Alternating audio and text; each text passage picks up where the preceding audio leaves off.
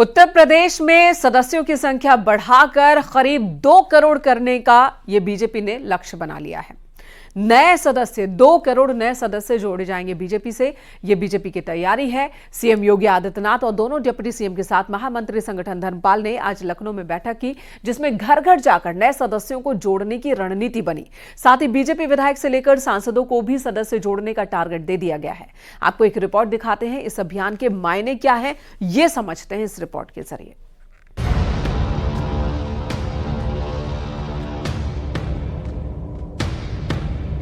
देश की सबसे बड़ी राजनीतिक पार्टी सबसे बड़े प्रदेश में सबसे बड़ा सदस्यता अभियान चला रही है, वो भी उस समय जब दरवाजे पर उपचुनाव दस्तक दे रहा है। लखनऊ में बीजेपी की वर्कशॉप हो रही है। पार्टी पदाधिकारियों को मंत्र दिया जा रहा है। संगठन को और मजबूत करने के लिए मीटिंग हो रही है। यूपी में 2 करोड़ सदस्य बनाने का टारगेट रखा गया है। एक सांसद को 20,000 सदस्य बनाने का लक्ष्य है। एक विधायक को 10,000 सदस्य बनाने का लक्ष्य है और उपचुनाव से पहले इस टारगेट को पूरा करना होगा। इस मीटिंग में सीएम योगी के साथ दोनों डिप्टी सीएम, प्रदेश अध्यक्ष भूपेंद्र चौधरी और महामंत्री संगठन धर्मपाल भी मौजूद रहे, जिन्होंने आगे की चुनावी रणनीति भी तैयार की। हम कार्यकर्ता आधारित संगठन है और इस संस्था के माध्यम से हम घर घर जाएंगे, सब लोगों को जोड़ेंगे या बूथों को मजबूत करेंगे। और हमारा सदस्यता अभियान 1 सितंबर से प्रारंभ होगा। आज उत्तर प्रदेश की प्रदेश स्तरीय कार्यशाला है। इस कार्यशाला में हम लोग जिला स्तरीय कार्यशाला, मंडल स्तरीय कार्यशाला, बूथों पर सदस्यता अभियान किस प्रकार से चलाना है, इसकी कार्य योजना हम लोग बनाएंगे। भारतीय जनता पार्टी हमेशा अपनी ताकत को संख्या में भी और साथ साथ प्रशिक्षण के जरिए भी बेहतर करने की कोशिश करती है। उसी के अंतर्गत आज ये कार्यशाला आयोजित की गई है। इस कार्यशाला में बहुत सारी चर्चाएं भी होंगी, एक रणनीति बनेगी और निर्देश हम लोगों को प्राप्त होगा। अगले 2-3 महीने हम लोग मिल करके, जो हमारे पास व्यक्तिगत अनुरोध बहुत से लोगों के आते हैं कि हम जुड़ना चाहते हैं, हम लोग बहुत से लोगों को जोड़ना चाहते हैं, इस पे काम करेंगे।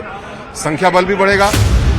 बीजेपी का ये अभियान शहर से गांव तक, चौक से चौबारे तक चलाया जाएगा, जिसमें हर वर्ग, हर समुदाय के चेहरे को पार्टी से जोड़ा जाएगा।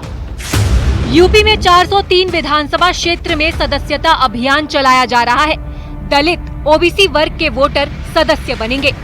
2 करोड़ नए सदस्य बनाने का प्लान तैयार हुआ है। हर विधानसभा में 50,000 से ज्यादा सदस्य जुड़ेंगे। लोकसभा चुनाव के रिजल्ट के बाद बीजेपी अब किसी तरह की कोई कसर नहीं छोड़ना चाहती, इसलिए यूपी में 10 सीट पर होने वाले उपचुनाव के लिए स्पेशल प्लान भी बना रही है, ताकि जहां कमी रह गई उसे पूरा किया जा सके। और सीएम योगी का संदेश भी कुछ इसी दिशा में है। Bureau report, news 18।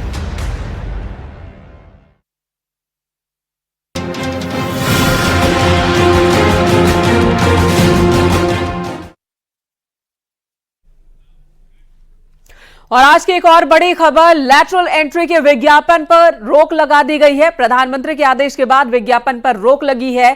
सीधी भर्ती के विज्ञापन पर रोक लगा दी गई है। यूपीएससी चेयरपर्सन को विज्ञापन रद्द करने के लिए चिट्ठी लिखी गई थी। कार्मिक मंत्री ने यूपीएससी चेयरमैन को यह चिट्ठी लिखी थी। प्रधानमंत्री के आदेश के बाद यह चिट्ठी लिखी गई थी और इसी के साथ अब लैटरल एंट्री पर रोक लगा दी गई है। तो बड़ी खबर है कि अब सीधी भर्ती नहीं होगी, लैटरल एंट्री नहीं होगी और उसके विज्ञापन को भी रोक दिया गया है। यह बड़ा फैसला लिया गया और इस फैसले पर अमली जामा भी पहनाना शुरू कर दिया गया है। एक्शन ले लिया गया है और चिट्ठी लिख करके यूपीएससी के विज्ञापन की यूपीएससी चेयरपर्सन को चिट्ठी लिख करके चेयरपर्सन की ओर से विज्ञापन पर रोक लगा दी गई है।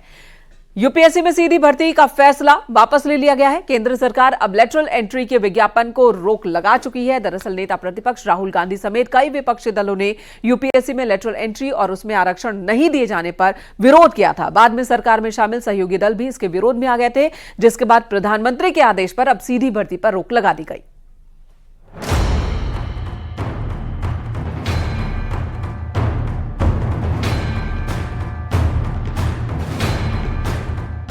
यूपीएससी में सीधी भर्ती पर रोक क्या लगी, सियासी विवाद खड़ा हो गया। विपक्ष अपनी पीठ थपथपाने लगा और सरकार को निशाने पर ले लिया। खुद जिनकी पार्टी की सरकार में सबसे पहले लेटरल एंट्री के जरिए अधिकारियों की भर्ती की अवधारणा लाई गई थी, अब वो भी सीधी भर्ती पर रोक को अपनी जीत बता रहे हैं। दरअसल 17 अगस्त को 45 पोस्ट पर वैकेंसी निकाली थी। 20 अगस्त को लेटरल एंट्री के विज्ञापन पर रोक लग गई। प्रधानमंत्री के आदेश के बाद विज्ञापन पर रोक लगी है। साथ ही यूपीएससी चेयरमैन को नोटिफिकेशन रद्द करने का आदेश भी मिल चुका है। यूपीएससी में लेटरल एंट्री एक बहुत ही ट्रांसपेरेंट मेथड जो लिया था, उसमें रिजर्वेशन के प्रिंसिपल्स लगे, ऐसा निर्णय लिया है। आपने देखा प्रधानमंत्री श्री नरेंद्र मोदी जी ने हमेशा सामाजिक न्याय के प्रति अपनी प्रतिबद्धता दिखाई है। ओबीसी कमीशन जो कि एक बहुत ही साधारण सी बॉडी थी, उसको एक संवैधानिक दर्जा दी। यानी यूपीएससी में सीधी भर्ती पर विवाद बढ़ने से पहले ही रोक लग चुकी है। हालांकि राहुल गांधी, अखिलेश यादव, मायावती और विपक्ष के तमाम नेताओं ने सीधी भर्ती के खिलाफ आपत्ति जाहिर की थी और संविधान के साथ आरक्षण का मुद्दा उठाया था। वहीं सरकार के इस फैसले के बाद अखिलेश यादव ने इसे पीडीए से जोड़ दिया। अखिलेश यादव ने कहा, यूपीएससी में लेटरल एंट्री के पिछले दरवाजे से आरक्षण को नकारते हुए नियुक्तियों की साजिश आखिरकार पीडीए की एकता के आगे झुक गई है। ये पीडीए में आए जागरण की बहुत बड़ी जीत है। तो केंद्र सरकार के इस फैसले पर कांग्रेस ने भी निशाना साधा। कांग्रेस ने कहा, अब मनमाने निर्णय नहीं ले सकते, उनके अपने अलायंस की सहमति लेनी ही होगी। ये बात सही है कि लेटरल एंट्री कांग्रेस के जमाने से शुरू हुई और वो अव्यवस्थित एक व्यवस्था थी, जिसको मर्जी आए उसको बना देते थे, जिसमें बहुत से ऐसे उदाहरण हैं, डॉक्टर मनमोहन सिंह जी से लेकर के ऐसे बहुत से उदाहरण दिए जा सकते हैं। और उसको व्यवस्थित किया 2017 में, लेकिन रिजर्वेशन के बिंदु पे प्रधानमंत्री जी हमेशा गरीबों के साथ खड़े मिलते हैं। इस प्रकरण में भी केंद्र सरकार ने दबाव में आकर, विपक्ष के दबाव में आकर, अपने ही गठबंधन के सदस्यों के दबाव में आकर जो लेटरल एंट्री का एडवर्टीजमेंट थी, यूपीएससी ने जो विज्ञापन निकाला था, उसको वापस लेने के, उसको विड्रॉ करने के निर्देश दिए हैं। हम इसका स्वागत भी करते हैं और प्रधानमंत्री को एक सलाह भी देते हैं कि अब वक्त आ गया है कि देश के मन की बात सुनना शुरू कीजिए और देश अपने मन की बात विपक्ष के माध्यम से बोलता है। दरअसल राहुल गांधी ने एक दिन पहले ही सोशल मीडिया साइट एक्स पर लिखा था, लेटरल एंट्री दलित, ओबीसी और आदिवासियों पर हमला है। बीजेपी के राम राज्य का विकृत संस्करण, संविधान को नष्ट करना और बहुजनों से आरक्षण छीनना है। खैर, यूपीएससी ने 17 अगस्त को इन 45 पदों के लिए आवेदन दिया था, जिसमें 10 ज्वाइंट सेक्रेटरी, 35 डायरेक्टर और डिप्टी सेक्रेटरी के पद शामिल थे। इन पदों को कॉन्ट्रैक्ट के आधार पर लेटरल एंट्री के जरिए भरा जाना था, लेकिन इस फैसले को केंद्र सरकार की तरफ से रद्द कर दिया गया है। Bureau report, news 18।